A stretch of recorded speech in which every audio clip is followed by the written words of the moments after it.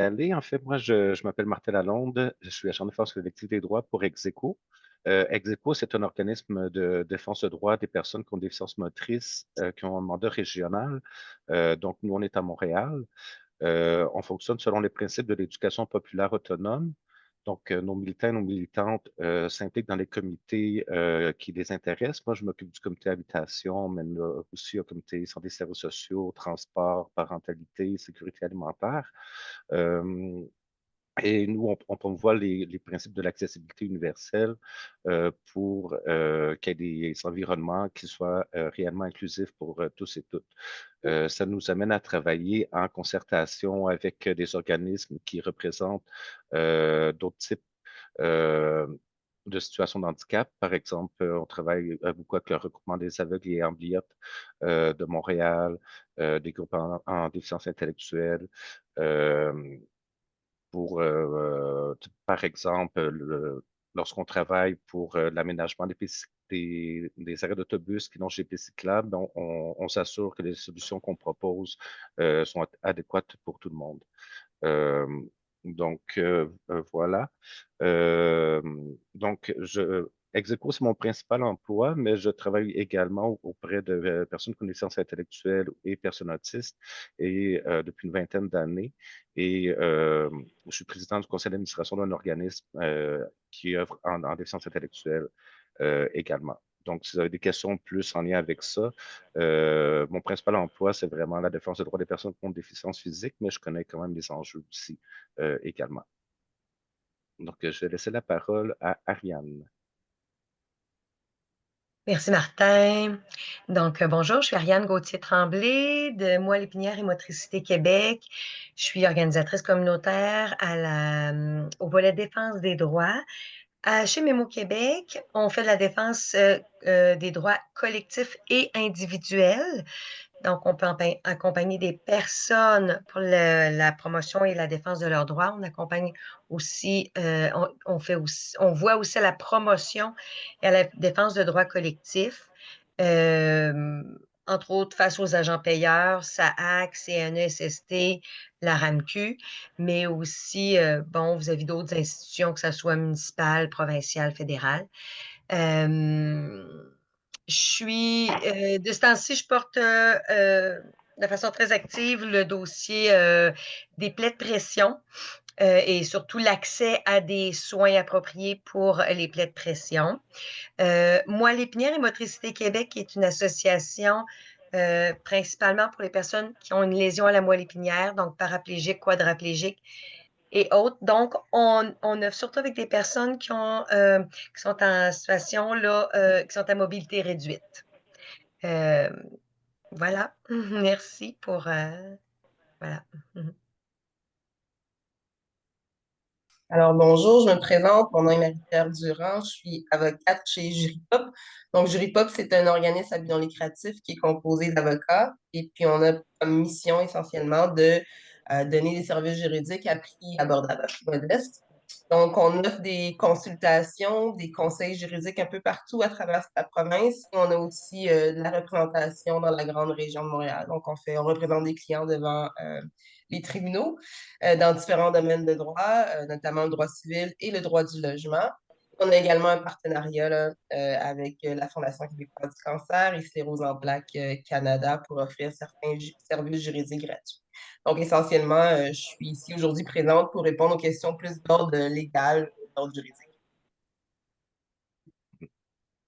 Donc, en fait, il y a quelques mois, l'accompagnateur nous avait approché parce que il souhaitait qu'il y ait une présentation sur le droit au logement des personnes en situation de handicap. Et nous, justement, de notre côté, et je crois que même au Québec, c'est un peu la même chose, nous, on fait la défense collective des droits. Par contre, il y a souvent des personnes qui nous appellent et qui ont des questions qui sont quand même pointues, complexes.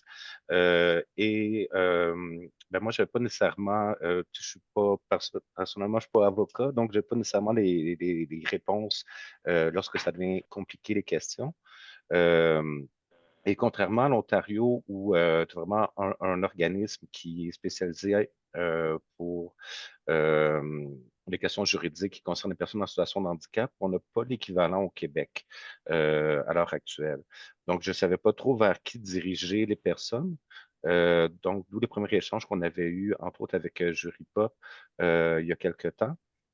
Donc, voilà. Donc, on peut commencer la présentation qui est quand même très courte, puisqu'on est vraiment comme en train d'essayer de trouver des solutions pour aider les personnes là, qui ont des problématiques qui sont de plus en plus présentes, notamment à raison de la crise du logement, plus que pénurie de logement, plus que ça pose une pression. Les personnes ont plus de difficultés à trouver un logement et à les conserver aussi. Donc, ben, un des premiers constats, c'est que la population au Québec est vieillissante. On le sait dans les prévisions jusqu'en 2040. C'est chez les personnes de 65 ans et plus que la population augmente le plus. On sait également que le taux d'incapacité augmente avec l'âge, que ce soit au niveau physique, que ce soit cognitif. Et il y avait déjà 33 de la population qui a des incapacités. À ce sujet-là, il y a différentes statistiques. Celle-là, c'est celle de l'Institut de la statistique du Québec. Euh, Selon l'Office des personnes handicapées, enfin, on est passé de 16 de la population à 21 euh, qui est en situation de handicap. La différence entre les deux pourcentages, c'est que les données de l'Office excluent, entre autres, les personnes qui habitent dans des résidences publiques. Donc, toutes les personnes qui habitent en CHSLD ou résidences, que ce soit pour les personnes avec déficience motrice ou déficience intellectuelle, qui sont publiques, ne sont pas comptabilisées. Par définition, les personnes qui habitent en CHSLD vont généralement avoir une incapacité. Donc, c'est ce qui explique un peu l'écart et le fait, les critères qui sont évalués, qui sont un peu plus larges, celles utilisées par l'Institut de la statistique du Québec. Donc, les besoins sont grandissants d'avoir des environnements qui répondent aux besoins des personnes. Une première discrimination, ben, c'est par la conception même de l'environnement. Donc, le vieux cadre bâti ne répond pas aux besoins d'une part de plus en plus importante de la population. Donc, les vieux immeubles à logement, généralement, il n'y a pas d'ascenseur, donc il faut monter des escaliers pour accéder au logement. À Montréal, ce qu'on voit beaucoup, c'est des demi-sous-sols. Donc, il n'y a comme pas de logement au rez-de-chaussée non plus.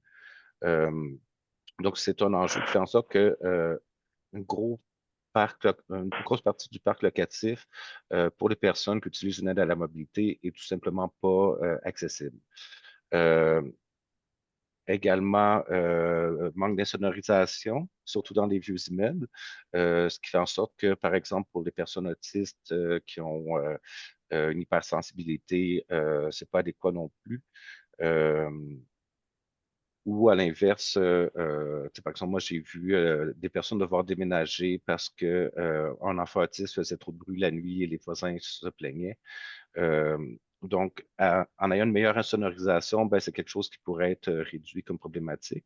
J'ai marqué isolation, ça peut être climatisation aussi. On le sait avec les changements climatiques, il y a de plus en plus de températures extrêmes et ben, ça peut affecter d'une manière disproportionnée les personnes en situation de handicap. Par exemple, dans les dernières vagues de chaleur, c'est en très grande majorité des personnes en situation de handicap qui sont décédées.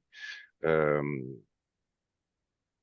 donc, entre autres, euh, il y a il y a eu une augmentation avec la pandémie, par exemple des troubles anxieux, et certains des médicaments qui sont utilisés vont avoir un effet sur l'autorégularisation des personnes, de leur température corporelle, et ben, les personnes qui ont des troubles anxieux vont peut-être être moins portées à aller, par exemple, à passer quelques heures à la bibliothèque où il y a de la climatisation. Euh, donc, c'est une des raisons pourquoi la proportion est aussi disproportionnée des personnes qui, en raison d'enjeux de mobilité, mais aussi de différents autres problématiques, euh, vont être plus à risque de souffrir des conséquences des températures extrêmes. Ben, en fait, il n'y a pas les lois qui existent pour l'application de normes pour les nouveaux logements construits sont insuffisantes à l'heure actuelle. C'est le cas pour l'accessibilité physique des logements. On va y revenir juste un petit peu plus loin. Il y a aussi un manque qu'on voit qui est de plus en plus criant des ressources spécialisées avec soutien, notamment avec des logements accessibles. Euh, donc, que ce soit pour les personnes victimes de violences ou les personnes à risque d'itinérance, il y a très, très peu de ressources qui sont accessibles ou qu'il y a des logements qui peuvent être habités par des personnes qui utilisent les aides à la mobilité. Mais lorsque, sinon, des personnes, leur état de santé se dégrade, euh, il n'y a pas beaucoup de solutions pour des personnes qui ont besoin de soutien à domicile. Euh, qui, par exemple, habitait son logement depuis, de manière autonome depuis longtemps. Donc, il y a beaucoup de personnes qui ont pas eu d'autre choix, par exemple, d'aller en CHSLD alors qu'elles sont quand même relativement très jeunes. Ce qui pose un enjeu également parce que, bon, si une personne qui habite en coopérative paye 25 de ses revenus, ben, si elle se retrouve en CHSLD, à peu près tous ses revenus vont y passer. Euh, donc, ça, c'est un des gros enjeux qui est soulevé par beaucoup de nos membres également, là, euh, qui qui voudraient avoir d'autres solutions là, lorsque leur état de santé va se dégrader. Ce qui est alarmant de notre côté aussi, c'est qu'il y a une tendance à réduire les réglementations déjà insuffisantes sous prétexte de construire des logements plus vite. Donc, on l'a vu, par exemple, avec le gouvernement du Québec qui a abandonné le programme Accès-Logis, qui ont remplacé par le programme Habitation abordable Québec. Donc, il y avait des normes qui existaient dans Accès-Logis. Il y avait des subventions qui existaient pour l'accessibilité des logements qui n'ont pas suivi dans le nouveau programme, sous prétexte d'être plus flexibles. Et bon, là, ce qu'ils font de plus en plus, c'est des ententes hors programme avec des promoteurs immobiliers. Donc, contrairement à ce logis, où il y avait quand même des normes, un pourcentage de logements qui pouvaient être habités par des personnes en mobilité réduite, et il n'y a pas l'équivalent dans le programme FAC.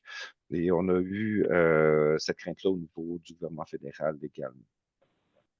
Donc, la solution que nous, on préconise, c'est de construire des logements universellement accessibles et de financer davantage les organismes lucratifs qui pourraient notamment offrir des logements avec soutien aux personnes qui en auraient besoin. Donc, les logements accessibles universellement devraient être à la base de l'inclusion. Je vais vous montrer des exemples de projets inspirants. Un logement universellement accessible tente de répondre aux besoins du plus grand nombre de personnes possible. Donc, ça inclut l'accessibilité physique, mais également de prévoir une bonne sonorisation, d'avoir idéalement une bonne climatisation et, et également pour que les logements soient résilients et puissent être adéquats pour le plus grand nombre de personnes possible. Au niveau de l'accessibilité physique, en fait, tout ce qui existe en ce moment dans le Code de construction du Québec, c'est ce qu'on appelle l'accessibilité minimale. Donc, à partir du moment où un immeuble a plus que 3 étages et 8 logements, les logements doivent être accessibles par un parcours sans obstacle. C'est-à-dire que si un immeuble à logement a 4 étages, par exemple, il doit y avoir un ascenseur maintenant. C'est quand même un gain qui a été fait il y a quelques années. Par contre, c'est seulement les pièces communes qui doivent être accessibles. Donc, on parle de la salle à manger, le salon et une salle de toilette. Donc, dans un logement minimalement accessible, qui serait par exemple sur 2 étages, ben, il pourrait avoir seulement le premier étage avec une toilette et un lavabo, mais pas de salle de bain complète. Donc, il n'y a pas accès à la cuisine non plus, ni aux chambres, ni au balcon. Donc, c'est ce qu'on appelle des logements qui peuvent être visités par des personnes à mobilité réduite, euh, mais qui ne pourraient pas être habités. Euh, donc, pour qu'un logement puisse être habité par une personne qui utilise une aide à la mobilité, dans le cas de construction, on parle de logement adaptable. Donc, il doit avoir au moins une chambre, la cuisine, le balcon et une salle de bain complète qui doivent être accessibles. Donc, ça existe dans le code, mais c'est sur une base volontaire seulement pour tous les projets privés. Donc, il y en a très, très peu qui le font. Il y en a quelques-uns, mais c'est quand même très rare. Et il y avait justement un pourcentage de logements adaptables qui était prévu dans les projets de logements sociaux coopératifs financés par le programme Axélogie. Et c'est ce qu'on a perdu là, dans les dernières années. Donc, alors que les besoins augmentent, la disponibilité risque d'être de moins en moins présente. Ce qui sauve un peu en ce moment, c'est qu'il y a des exigences au niveau fédéral et les projets ont généralement besoin du financement fédéral pour réussir à fonctionner. Donc, pour l'instant, grâce aux exigences du gouvernement fédéral, là, des programmes de SCHL, il y a quand même certains logements adaptables qui sont construits. Nous, ce qu'on promouvoit, c'est des logements accessibles universellement. Donc, un logement accessible universellement, toutes les pièces doivent être accessibles et ils sont conçus pour avoir besoin de peu d'adaptation par la suite. Et ça tente de répondre aux besoins de tous et toutes. Donc, c'est un exemple de cuisine universellement accessible qui a été fait par nos partenaires Société Logique. En fait, c'est un logement où il y a eu un incendie qui a été détruit et qui a dû être reconstruit. Donc, on a profité pour mettre en œuvre les principes de l'accessibilité universelle. Donc, les caractéristiques qu'on peut voir, donc, les tiroirs en dessous du lavabo et de la plaque de cuisson peuvent s'enlever facilement. Donc, par exemple, si c'est un membre de votre famille qui utilise une aide à la mobilité, vous pouvez simplement les enlever quand elle vient vous visiter et les remettre par la suite. Vous voyez, il y a 2 hauteurs de comptoir aussi. C'est quelque chose qui est encouragé également. Donc, en fait, si dans un ménage, tu as des personnes qui sont à mobilité réduite et d'autres qui ne le sont pas, il y a des comptoirs à différentes hauteurs pour permettre aux besoins de tout le monde de pouvoir cuisiner. C'est pratique pour les enfants également. Il y a des interrupteurs pour allumer la hotte de poêle, par exemple, qui est plus bas. Donc, ça permet également à la fois aux personnes à mobilité réduite et aux enfants également de pouvoir allumer la lumière. Et là, on a présence de fours à ouverture latérale. En fait, les fours qui s'ouvrent de haut vers le bas sont inutilisables par une personne en fauteuil roulant, par exemple. Donc, ça prend un four qui s'ouvre d'une manière latérale, mais c'est aussi pratique pour les personnes qui, comme moi, ont des problèmes de dos. Donc, pour moi, ça serait pratique d'avoir quelque chose comme ça, parce que je n'ai pas besoin de me pencher pour sortir les plats du four. Et à chaque fois que je fais ce genre de choses-là, je risque d'aggraver mes blessures au dos. Si jamais vous avez des questions, vous pouvez lever la main et je pourrais les prendre. Exemple de salle de bain qui est universellement accessible aussi, avec le dégagement sous le lavabo. En fait, il y a une barre d'appui ici. Euh, En fait, les barres d'appui peuvent être ajoutées au besoin. Ce qui est, ce- En fait, ce qui est prévu dans le logement universellement accessible, c'est que les murs soient renforcés pour que ça soit simple et facile d'installer des barres d'appui par la suite. Donc, de ne pas avoir besoin de détruire le mur pour installer un contreplaqué, reconstruire le mur pour simplement mettre une barre d'appui. On voit ici une douche sans seuil, donc qui peuvent être utilisées par des personnes euh, qui ont une aide à la mobilité. Euh, Par contre, c'est ça, il y a euh, la Société canadienne d'hypothèque et de logement qui travaille aussi sur une nouvelle norme que eux, ce qu'ils proposent, c'est si jamais les personnes souhaitent avoir un bain plutôt qu'une douche, ça puisse être transformé facilement. Donc, que le bain puisse être remplacé par une douche sans seuil avec la même tuyauterie, par exemple. Et Martin, je m'excuse, j'ai une Oui, question. oui. Donc, Allez-y, je vais madame. prendre de. Oui, bonjour. Oui, bon. Bonjour, Racine. Bonjour, Martin. Euh, je voulais juste peut-être ajouter une petite concentration au sujet de la cuisine que tu viens juste de nous montrer, la, l'adaptation de la cuisine. Mhm. Oui, celle-là, surtout celle de la gauche où il y a un four encastré. Oui. Peut-être moi, qu'est-ce que j'ajouterais aussi, c'est d'avoir un micro-four dans un coin Pourquoi? Parce que j'ai déjà eu, présentement, j'avais une cuisine avec un four encastré. Et vu que avant j'étais debout et maintenant je suis avec un fauteuil électrique ou manuel, pour moi, le four encastré, ça n'a jamais été utile à cause de ma mobilité et surtout avec le fauteuil. Je m'explique. Si je peux même pas utiliser le four encastré même en fauteuil. Ça me prend les deux mains pour aller. Fait que peut-être qu'on pourrait ajouter une petite section. Euh, c'est sûr, ça dépend. Si c'est des familles, ils vont l'utiliser. Mais si c'est une personne comme moi qui vit seule et j'ai condamné le four encastré pour avoir plus d'espace parce que j'avais pas d'espace. Fait que je sais pas si ça serait une option qu'on pourrait ajouter ou tout dépend de locataire qui va utiliser l'appartement, s'il va avoir un four encastré à côté et éviter aussi avoir un poêle aussi en, je sais pas si tu me suis, Martin. Ben, est-ce que tu peux expliquer pour quelles raisons tu as de la difficulté à utiliser le four encastré? Parce que mes bras ne peuvent pas l'utiliser, je peux pas monter les bras.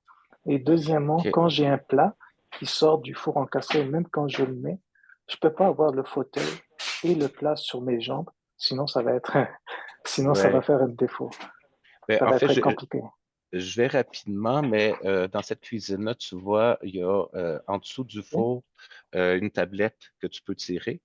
oui. Donc, dans le fond, quand tu sors ton plat du four, tu peux le déposer sur la tablette le temps que ça refroidit.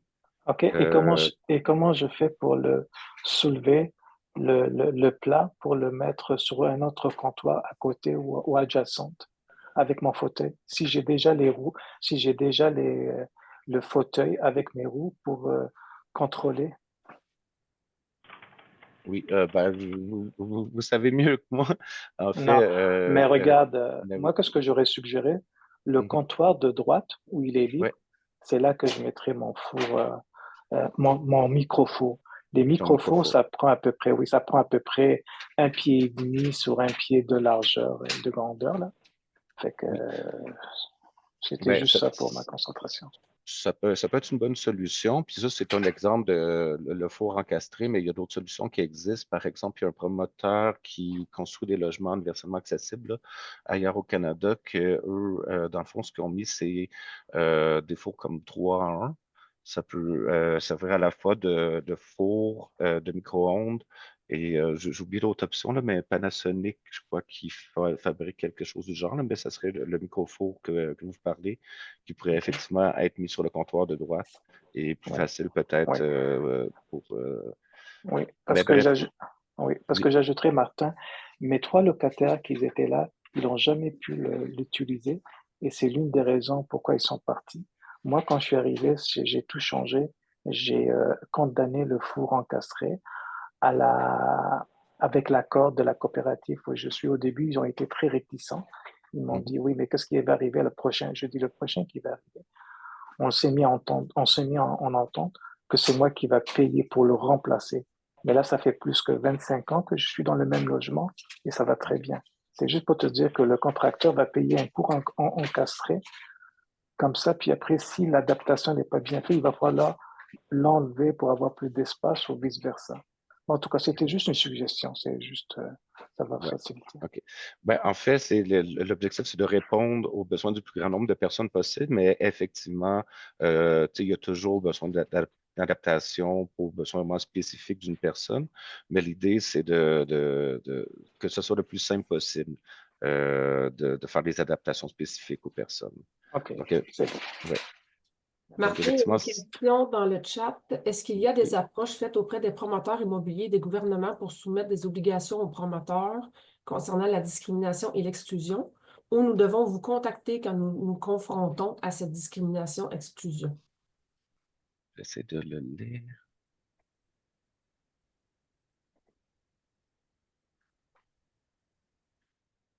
Ben oui, en fait, nous, on a fait une campagne. Je vais revenir peut-être à la fin de la présentation où on a fait des représentations auprès de tous les paliers de gouvernement, que ce soit le fédéral, le provincial, le municipal également. Bon, Montréal, il y a 19 arrondissements, donc on a déjà eu des discussions avec certains arrondissements. Il y en a d'autres à venir aussi.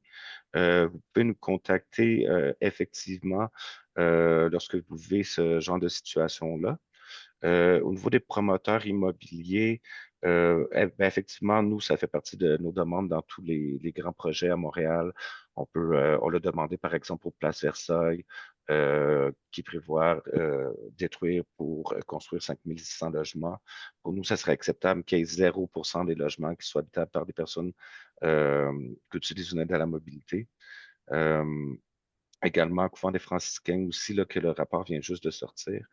Donc, je vais y arriver peut-être un peu plus loin, parce que tous les paliers de gouvernement peuvent agir. Parfois, ils ne le savent pas, mais on va y arriver peut-être un peu plus loin dans la présentation là, sur qu'est-ce que. Mais effectivement, le gouvernement fédéral peuvent, par leur programme, par exemple, voyons, ACHLEC, c'est ce programme-là qui a des exigences au niveau de l'accessibilité pour un pourcentage des logements. Ben, le provincial pourrait à tout le moins ramener les normes qu'il y avait dans Axélogie et également bonifier le Code de construction du Québec. Donc, ça, c'est cette année que ça a lieu. Donc, d'où l'intérêt de faire des pressions en ce sens-là. Et effectivement, les municipalités aussi ont certains pouvoirs, mais ça, j'y revenais. Je voyais qu'il y avait autre chose dans le chat. Non, c'est beau, c'est juste un merci. OK. Ah, super. OK. J'essaie d'aller rapidement parce que le temps avance. Ben justement, le pouvoir des villes, ils ont la possibilité d'aller au-delà de la réglementation qui existe au Québec. Donc, il y a des villes, par exemple Longueuil, qui font Victoriaville. Par exemple, à Victoriaville, ils ont décidé de rendre obligatoire les fonds de clouage d'ailleurs dans toutes les salles de bain. Ce qui n'ajoute pas un coût supplémentaire, là, c'est une planche de bois puis des clous. Donc, il n'y a pas vraiment de bonne raison de ne pas le faire. Euh, donc, euh, donc, Victoriaville a adopté une réglementation en ce sens-là. Vancouver est un exemple de ville où ils ont adopté une réglementation qui va beaucoup plus loin que le code de construction de Colombie-Britannique, qui est déjà meilleur que celui du Québec. Et lorsqu'il y a des projets ce qu'on appelle les PPC-moi, entre autres, ou les projets particuliers d'urbanisme. Si des promoteurs immobiliers veulent déroger aux règles d'urbanisme, par exemple construire plus d'étages que ce qui est prévu dans la réglementation, les villes ont le pouvoir de négocier. Donc, si dans vos municipalités, il y a des projets que des promoteurs demandent des dérogations, ben, vous pouvez insister auprès de vos municipalités pour qu'en échange, il y ait des meilleures accessibilités dans les projets. Par exemple, un pourcentage de logements qui serait universellement accessible. C'est quelque chose que les villes ont le pouvoir de faire, qui font très peu à l'heure actuelle. Je voulais mentionner également le programme d'adaptation de domicile. Ce programme-là a été créé au début des années 80, à l'époque du gouvernement de René Lévesque, lors de la création de l'Office des personnes handicapées du Québec, et c'était pour garantir le droit au logement des personnes en situation de handicap. Il y avait déjà des enjeux. Il y avait déjà un délai de 16,8 mois, c'est le délai médian, donc 50% plus, 50% moins d'attendre pour pouvoir bénéficier de la subvention qui permet aux personnes d'avoir des adaptations dans leur domicile. Donc, en 2023, il y a eu un gain au niveau du montant qui était possible d'obtenir avec ce programme-là, qui est passé 16 000 à 50 000 au Québec. C'était déjà 35 000 à Montréal. Donc, il y a eu une bonification du programme en 2023, mais en novembre dernier, ce programme-là a été suspendu par manque de financement. Là, je vais pas juste passer un petit peu de côté. Et donc, de novembre 2023 jusqu'au dernier budget, il n'y avait aucune demande qui était traitée. Ils continuent à les recevoir. Il y a eu du financement dans le dernier budget, mais c'est pour les demandes qui étaient déjà en cours. Donc, on a appris entre le moment où j'ai fait le PowerPoint Et la présentation d'aujourd'hui, le 1er avril, qu'il n'acceptait plus de nouvelles demandes jusqu'à nouvel ordre. Donc, c'est une grosse inquiétude. C'est un programme qui existe depuis plus de 40 ans. C'est ce qui permet aux personnes de pouvoir continuer à habiter leur logement lorsque leur état de santé se dégrade. Et on a énormément d'inquiétudes quant à la suite des choses. Et au niveau des délais également, le 16,8 mois, c'était avant la suspension. Donc, ça risque d'être beaucoup plus pour les personnes qui avaient fait des demandes avant le 1er avril. C'est plus difficile d'accès lorsqu'on est locataire. Euh, Lorsqu'on est locataire, ça prend l'autorisation du propriétaire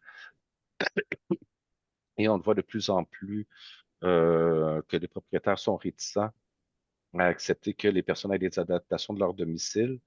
Une des raisons, c'est qu'à l'heure actuelle, on est en crise du logement. Et bon, si une personne attend 2 ans et demi pour avoir des adaptations de son domicile, c'est fort probable qu'il va rester longtemps. Et on voit que de plus en plus de propriétaires qui préfèrent au contraire que les locataires de longue date quittent pour pouvoir relouer plus cher. Euh, donc, c'est une inquiétude également. Et là, on arrive avec une question. Est-ce que le propriétaire a le droit de refuser des adaptations de domicile? Donc, la réponse, c'est non. Il est tenu au principe d'accommodement raisonnable. Donc, la seule raison pourquoi il peut refuser, c'est s'il y a contrainte excessive pour le propriétaire. Donc, par exemple, si c'est techniquement vraiment trop complexe ou coûteux, ils peuvent invoquer la contrainte excessive pour refuser les adaptations de domicile. C'était également fréquent quand la subvention était seulement de 16 000 donc, si les coûts des travaux dépassaient de beaucoup le montant loué par la subvention et que c'est un propriétaire de duplex ou triplex qui habite un logement puis qui loue un deuxième ou un troisième à des locataires, souvent, il n'y avait pas les moyens de payer la différence. Donc, ça pouvait être utilisé comme argument pour euh, refuser les adaptations parce que ça pose une contrainte excessive. Avec l'augmentation du montant, ça devrait être moins fréquent par contre. Donc, on disait, je poursuis avec ça. Déjà, le programme, c'est long. Si euh, en fait, un propriétaire refuse de louer à une personne sous prétexte qu'il aurait besoin d'adaptation dans son logement, à ce moment-là, il faut s'adresser à la Commission des droits de la personne pour discrimination.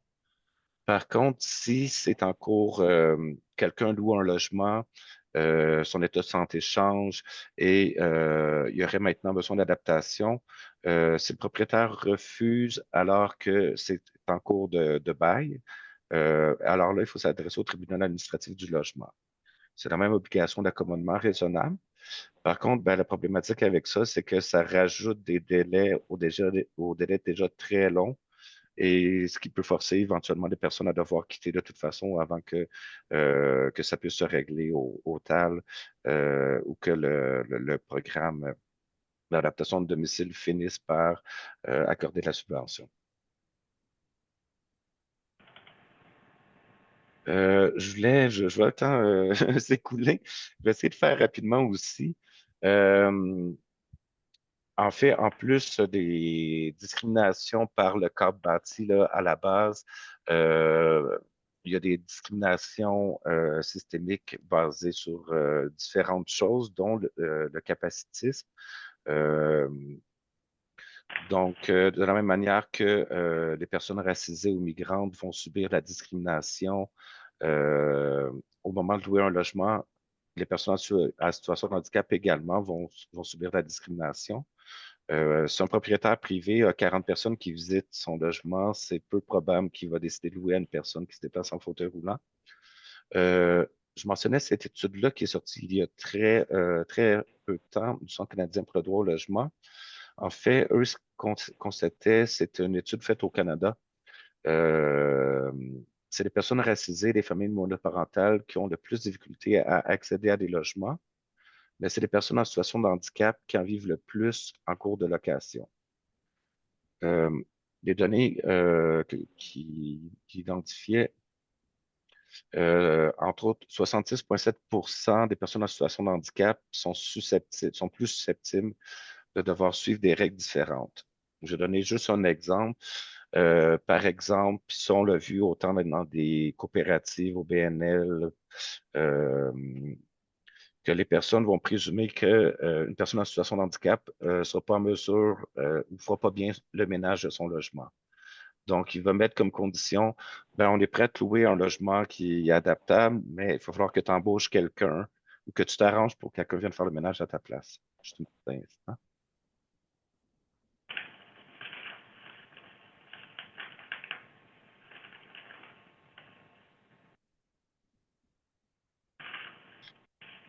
Donc, ça, c'est en soi une discrimination, un préjugé, si on veut. Parce que des personnes en très bonne santé là, qui font pas bien leur ménage également, puis on leur demande pas. Donc, tu sais, c'est comme dire, ben, les hommes qui habitent seuls, ils font pas bien leur ménage. Fait que, avant de louer un homme seul, je dois exiger là, qu'il embauche quelqu'un pour faire le ménage à sa place. Ça serait comme impensable, mais c'est quelque chose qui est demandé souvent aux personnes en situation de handicap. Puis je l'ai vu encore très récemment là, dans des offres de logement. Là. En fait, 316 des personnes en situation de handicap sont 316% plus susceptibles de subir une agression de la part de leur propriétaire. Ça, il y a d'autres organismes, par exemple Action Femmes et Handicap, qui travaillent plus sur ce dossier-là, mais c'est quelque chose effectivement qu'on a constaté. Euh, voilà. Un autre enjeu qu'on a vu de plus en plus, euh, et sur ça, je vais peut-être laisser Marie-Pierre en parler un petit peu plus, mais nous, on a vraiment des personnes qui nous ont appelé, plusieurs personnes qui ont perdu leur statut de membre dans des coopératives, soit parce qu'elles n'étaient pas capables de faire certaines tâches ou qu'elles n'étaient plus capables de faire certaines tâches, que ce soit en raison de évolution de la santé, perte au niveau de la mobilité, perte au niveau cognitif. Euh, c'est des choses qu'on a vues et il y a des personnes que s'étaient fait dire par la coopérative ben, qu'en perdant le statut de membre, ben, non seulement le loyer va augmenter pour la personne, mais elle va devoir être obligée de quitter son logement.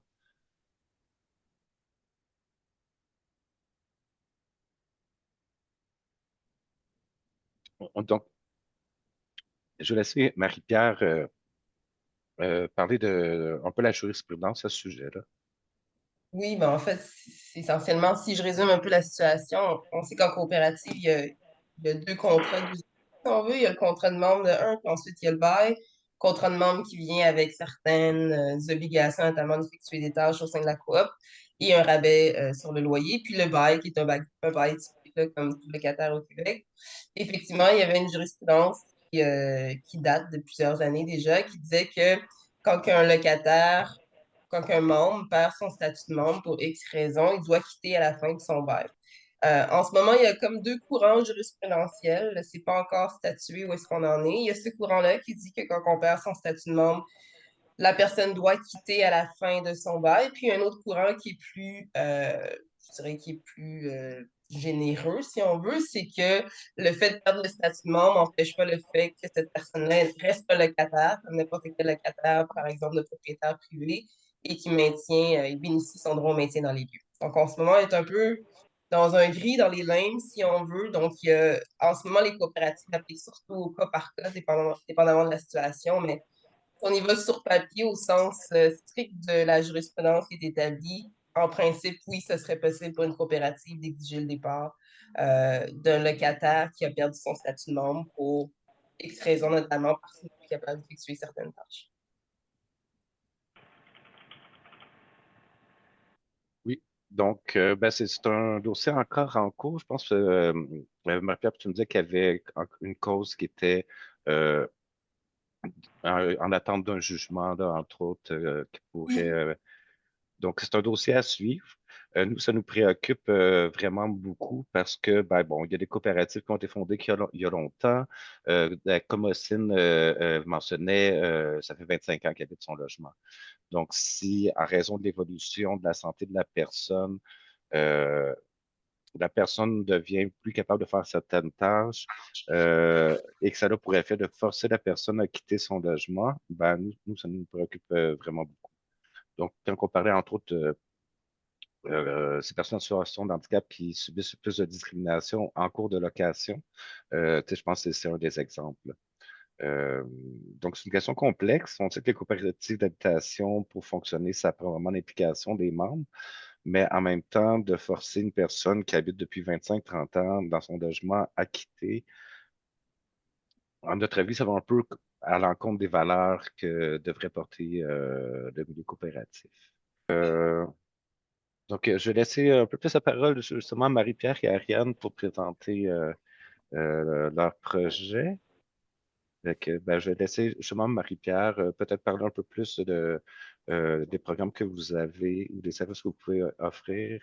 Oui, ben en fait, j'en ai parlé un peu tantôt. Donc, Juripop, on est un cabinet d'avocats, donc on offre des services juridiques. Donc, on fait des conseils juridiques, des consultations un peu partout à travers la province, par téléphone, en présentiel ou par visioconférence.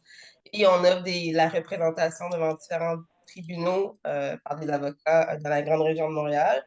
Et particulièrement, on a un partenariat avec Sclérose en plaques Canada et la Fondation québécoise du cancer qui permet euh, aux personnes atteintes soit d'un cancer ou avec un diagnostic de SP d'avoir accès à nos services, en fait, d'avoir accès à une banque de services juridiques gratuits, de conseils juridiques gratuits jusqu'à un certain nombre d'heures. Donc, c'est ce qu'on offre par le biais de notre organisme. Donc, je laisse la parole à Ariane pour le projet de Mémo Québec. Oui, donc c'est tout frais, c'est tout chaud, arrivé, ça a été confirmé. Moi, l'Épinière et Motricité Québec a fait une demande au Fonds de protection des locataires, c'est un fonds fédéral, pour un projet de sensibilisation, d'information et d'accompagnement en défense des droits en matière de logement et d'hébergement locatif pour les personnes en situation de handicap, pour les intervenants aussi, dans toutes les régions du Québec.